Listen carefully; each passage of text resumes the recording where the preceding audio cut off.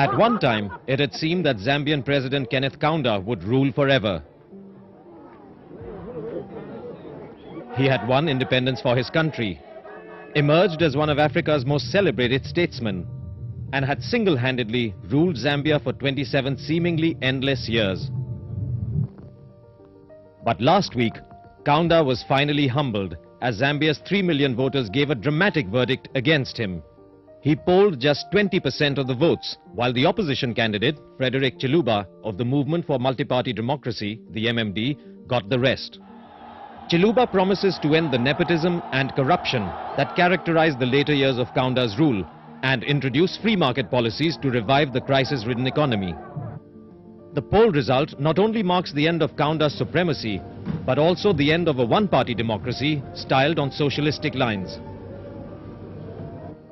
The transition to a multi-party system was remarkably peaceful. Poll turnout was extremely high, and by all accounts, the elections were conducted scrupulously.